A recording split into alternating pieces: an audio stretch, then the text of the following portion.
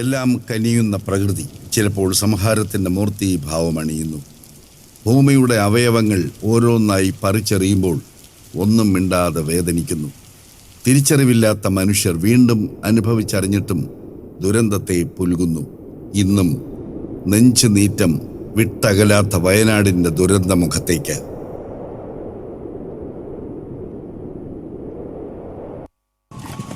മലബാറിൽ ബ്രിട്ടീഷ് അധിനിവേശം കൊടുമ്പിരികൊണ്ടിരുന്ന 18-ാം നൂറ്റാണ്ടിൽ കോഴിക്കോട് സാമൂതിരിയുടെ സാമ്രാജ്യത്തിലും കച്ചവട പ്രാമുഖ്യമുറപ്പിച്ച വെള്ളക്കാർ വയനാടൻ മലയടിവാരം വരെ എത്തി. എന്നാൽ മൈസൂർ സുൽത്താൻ ടിപ്പുവിന്റെ ഒളിപ്പോരാളികൾ തമ്പടിച്ചിരുന്ന കുറ്റ്യാടി ചുരം മാത്രമായിരുന്നു അവർക്ക് അവിടേക്ക് എത്തിച്ചേരാനുള്ള നിലവിലെ ഏകമാർഗം. അതാകട്ടെ വളരെ ദുർഘടം പിടിച്ചതും. എന്നാൽ പിന്നീട് ഈ പാത ഒരുങ്ങിയാൽ മൈസൂരിലും തെക്കേ ഇന്ത്യയിലും ഒരു വലിയ സാമ്രാജ്യം തന്നെ കെട്ടിപ്പടുക്കാം എന്ന് എഞ്ചിനീയർ ഗവർണർ സാഹിബിനെ ധരിപ്പിച്ചു.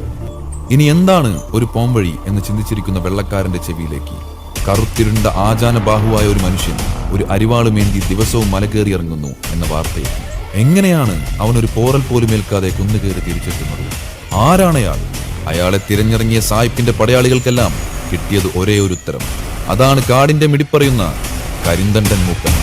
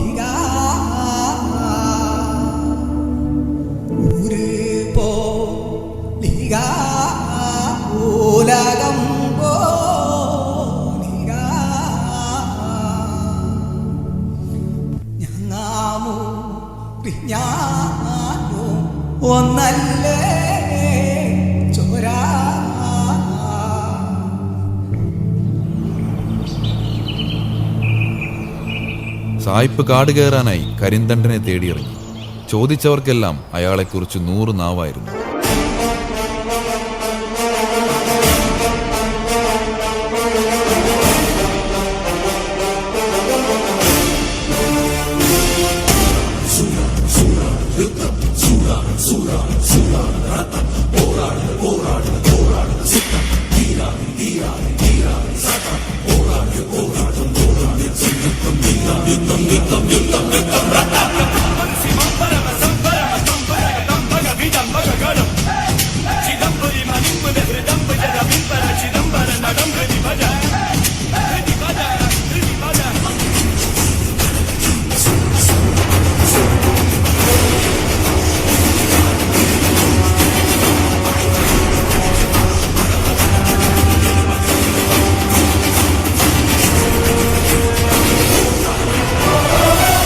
ഒരുപാടലഞ്ഞ് ചിപ്പിലിത്തോട് കാടുകളിൽ അന്തിയുറങ്ങി നേരം വെളുപ്പിച്ച് സായിപ്പും കൂട്ടരും അവസാനം ആദിവാസി പണിയ ഗോത്രത്തിന്റെ മൂപ്പനായ കരിന്തണ്ടനെ കണ്ടെത്തി സഹായത്തിനായി അഭ്യർത്ഥിച്ചു.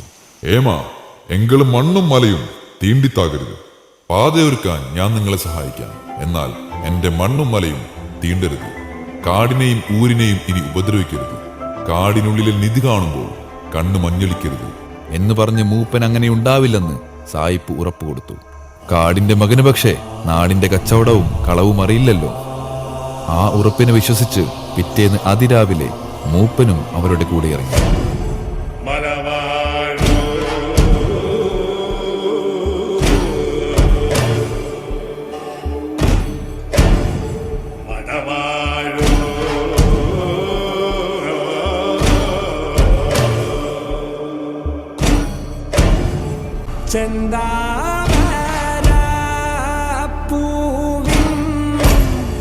ചന്തം കാണാക്കുള്ള ചെന്താളി പൂമേനി വിണിതയോ വെന്തു പോവാനിവൻ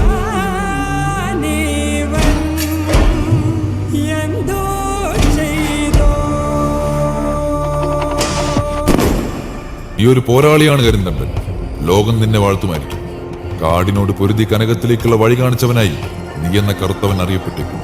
എന്നാൽ അവിടെ ഞാൻ തോൽക്കും. ഈ വഴിയൊരുക്കുവാൻ വേണ്ടി ഞാൻ ഒഴുക്കിയ വിയർപ്പിനും കണ്ട കിനാവുകൾക്കും യാതൊരു അർത്ഥവുമില്ലാതെയാവും. നിന്റെ ധീരത മാത്രം പിന്നീട് തൂലികയാൽ പകർത്തപ്പെടും. അവിടെ ഞങ്ങൾക്ക് വേണ്ടി ആരും മഷി ഒഴുക്കില്ല. I don't want to miss this chance.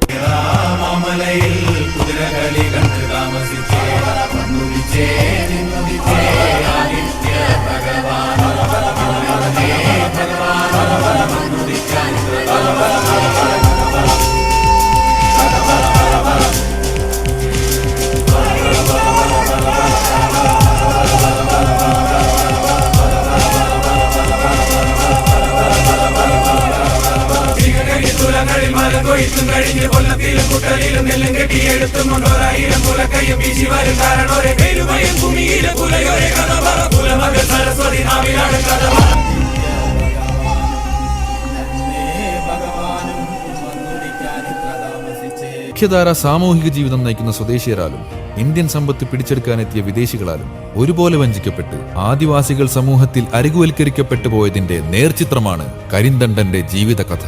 കാടിന്റെ മക്കളുടെ ഉള്ളിൽ തങ്ങളുടെ വംശത്തിൽ നിന്ന് ഉയർന്നു വന്ന വീരനായകനായി, ഉജ്ജ്വല പ്രതീകമായി കരിന്തണ്ടൻ നിലകൊള്ളുന്നു.